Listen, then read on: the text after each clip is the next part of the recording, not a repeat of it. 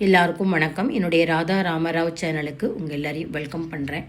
New இயருக்கு தமிழ் வருஷப்பரப்புக்கு ஒரு sweet recipe என்னன்னு பார்த்தீங்கன்னா, பலாப்பழம் சேர்த்து திரட்டுப்பால். தேங்காய் திரட்டுப்பால் எல்லாருமே செஞ்சுருப்பீங்க. அந்த தேங்காயோட பலாப்பழத்தையும் நறுக்கி திரட்டுப்பால் செஞ்சு பாருங்கள். அவ்வளோ அருமையாக இருக்கும். செய்யறது ரொம்ப ரொம்ப சுலபம். தேங்காயை துருவி வச்சுட்டு பலாப்பழத்தை பொடி பொடியாக நறுக்கி வச்சுட்டிங்கன்னா மொத்தமே 15 நிமிஷம் தான் ஆகும்.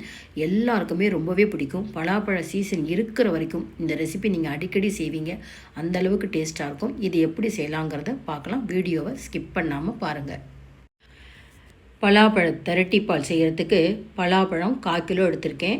நீங்கள் பெரிய பழமாக வாங்கிட்டு வந்து செய்கிறீங்க அப்படின்னா இந்த சைஸில் ஒரு 11 பழம் எடுத்துக்கோங்க. இதுக்கு பார்த்திங்கன்னா நல்லா விளைஞ்ச தேங்காய் ஒரு தேங்காய் வேணும். அதாவது 2 மூடி தேங்காய் வேணும். தேங்காவை துருவிக்கலாம். அதே போல் பலாப்பழத்தில் உள்ளே இருக்கிற அந்த விதையை எடுத்துகிட்டு நல்லா பொடி பொடியாக நறுக்கிக்கலாம். இப்போ பலாப்பழத்தை பொடி பொடியாக நறுக்கியிருக்கேன் பாருங்கள். நல்லா கோபுரமாக இல்லை, ஓரளவுக்கு உங்களுக்கு 3/4 பகுதிக்கு மேலே இருக்குது. அதை எடுத்து வச்சுக்கலாம். ஆனால் தேங்காய் பார்த்திங்கன்னா பலாப்பழத்தை விட தேங்காய் அளவு ரொம்ப ஜாஸ்தி இருக்கணும். நல்லா கோபுரமாக தேங்காய் தூள் எடுத்து வச்சுக்கோங்க. 3/4 கப்புக்கு கொஞ்சம் அதிகமாக வெல்லம் எடுத்துக்கணும். பாகு வெல்லமாக இருந்தால் ரொம்ப நல்லாயிருக்கும். அடுத்து 2 டேபிள் ஸ்பூன் நெய் எடுத்துக்கலாம்.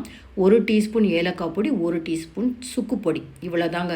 முதல்ல நம்ம இந்த வெல்லத்தை கொஞ்சமாக தண்ணி விட்டு திக்காக கரைச்சிக்கணும். நிறைய தண்ணி விட்டால் நமக்கு இதை கிளறி எடுக்க ரொம்ப நேரமாகும். 1/2 கப்புக்கு கம்மியாக நான் தண்ணி விட்டு வெல்லத்தை கரைய வச்சுருக்கேன். 2 டேபிள் ஸ்பூன் நெய்யில் கொஞ்சமாக 1 டீஸ்பூன் பாக்கி வச்சுட்டு மீதி எல்லா நெய்யும் வாணலியில் சேர்த்துட்டேன். நறுக்கி வச்சு இந்த பலாப்பழத்தை சிம் ஃப்ளேமில் ஒரு 5 நிமிஷம் நல்லா ஓரளவு இந்த கலர் டிரான்ஸ்பரண்ட்டாக ஆகணும். அந்த அளவுக்கு நெய்யில் வதக்கிக்கலாம். நம்ம எந்த அளவுக்கு நெய்யில் வதக்கி எடுக்கிறோமோ சீக்கிரம் நமக்கு கெட்டு போகாமல் இருக்கும். பாருங்கள், கொஞ்சம் கொஞ்சமாக அந்த நிறம் மாறி இருக்குது. நம்ம வதக்கி எடுத்தோன்னே ரொம்ப அளவும் கொஞ்சமாகிடும். நம்ம போட்ட அளவை விட அளவு கொஞ்சமாகிடும். இந்த வதக்கி வச்ச அந்த பலாப்பழத்தை தனியாக எடுத்துகிட்டு கொஞ்சம் நெய் பாக்கி இருக்குது. அதுலேயே பார்த்திங்கன்னா ஒரு 2 நிமிஷம் நம்ம அந்த தேங்காய் தூளை வதக்கிக்கலாம்.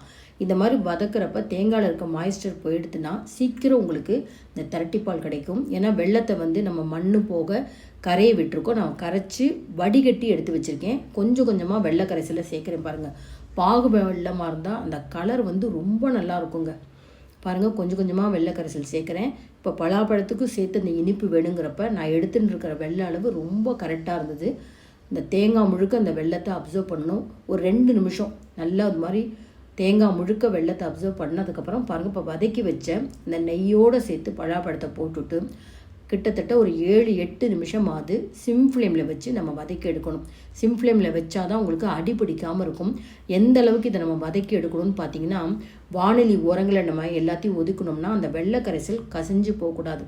எந்த அளவுக்கு நம்ம இதை நல்லா சுருளை வதக்கி எடுக்கிறோமோ நீங்கள் வெளியவே வச்சுருந்தாலும் 4 நாள் வரைக்கும் இது கெட்டு போகாதுங்க. ஃப்ரிட்ஜில் வச்சுருந்தா தாராளமாக நீங்கள் 1 வாரம் வரைக்கும் வச்சுருந்து சாப்பிட்லாம். அவ்வளோ அருமையாக இருக்கும். இது வருஷப்பரப்புக்கு செஞ்சு பாருங்கள். பலாப்பழ சீசன் இருக்கிற வரைக்குமே ரொம்ப ரொம்ப சிம்பிளான ஸ்வீட். பலாப்பழத்தில் நான் சக்கை வரட்டி செஞ்சு காமிச்சிருக்கேன். இது ஒரு ரெசிபிங்க. சக்கை வரட்டி செஞ்சு வச்சுட்டா நினச்ச நேரம்லாம் நம்ம பலாப்பழ பாயசம் பண்ணலாம். அந்த வீடியோடைய லிங்க் நான் உங்களுக்கு டிஸ்கிரிப்ஷன் பாக்ஸில் தரேன். பாருங்களேன், ஓரங்களில் இப்படி ஒதுக்கி விட்டோம்னா வெள்ளை கரைசல் கசியாமல் இப்போ வந்திருக்கு பார்த்தீங்களா. இதுக்கு கிட்டத்தட்ட 7 நிமிஷம் ஆச்சு. இன்னும் அந்த வானிலை சூட்லேயே நம்ம வச்சுட்டோம்னா இன்னுமே உங்களுக்கு நல்லாவே இறுகிடும். இது ஓரளவு பிசுபிசுப்பு தன்மையோடு தான் இருக்கும். இதில் பார்த்தீங்கன்னா இப்போ அடுப்பு நிறுத்துறதுக்கு முன்னாடி ஏலக்காய் பொடி சுக்கு பொடியை சேர்த்துடுறேன். இதிலே நீங்கள் வறுத்த கொஞ்சம் பாசிப்பருப்பு மாவோ இல்லை கடலை மாவை நெய்யில் வறுத்து சேர்த்துட்டிங்கன்னா அந்த பிசுபிசுப்பு தன்மை இல்லாமல் இருக்கும். இதையே சின்ன சின்ன உருண்டையாக உருட்டி நீங்கள் சுழியம் செய்யலாம். நம்ம வெள்ளை மாவு மேல் மாவு கிளறி கொழுக்கட்டை கூட பண்ணலாங்க. சூடு ஆறுனதுக்கப்புறம் பாருங்களேன், நான் ஆல்ரெடி ஐகிரீவ மட்டின்னு போட்டிருந்தேன். அந்த மாதிரி இருக்குது பாருங்கள் பார்க்குறதுக்கு. இதில் நீங்கள் கசகசா கூட வறுத்து போடலாங்க. ரொம்ப நல்லாயிருக்கும். அவசியம் நீங்கள் வருஷப்பரப்புக்காகட்டும் இல்லை உங்கள் வீட்டில் ஏதாவது ஃபங்க்ஷன் அப்போ கூட ஒரு ஸ்வீட்டாக செய்யலாம். பலாப்பழ சீசன் இருக்கிற வரைக்கும் பலாப்பழத்தில் ஏதாவது ஒரு ஸ்வீட் செய்யணும் அப்படின்னா கண்டிப்பாக அந்த திரட்டிப்பால் செஞ்சு பாருங்கள். ரொம்பவே எல்லாருக்கும் பிடிக்கும். இந்த வீடியோ உங்களுக்கு பிடிச்சிருந்ததுன்னா லைக்ஸ் கொடுங்க. கமெண்ட் பாக்ஸில் உங்கள் கமெண்ட்ஸ் போடுங்க. அவசியம் உங்கள் ஃப்ரெண்ட்ஸ் அண்ட் ரிலேட்டிவ்ஸ்க்கு இந்த வீடியோவை ஷேர் பண்ணுங்கள். இது வரைக்கும் என்னோடய சேனலுக்கு சப்ஸ்கிரைப் பண்ணாத வியூவர்ஸ் உடனே சப்ஸ்கிரைப் பண்ணி பக்கத்தில் இருக்க பெல் பட்டன் ப்ரெஸ் பண்ணிங்கன்னா நான் போடுற புது வீடியோ நோட்டிஃபிகேஷனாக கிடைக்கும். தொடர்ந்து என்னோடய வீடியோ பார்த்துட்டு எனக்கு எப்போதுமே சப்போர்ட் பண்ணிகிட்டே இருங்க. இன்னொரு இன்ட்ரெஸ்டிங்கான ரெசிபீஸில் நம்ம பார்ப்போம். Thank you viewers.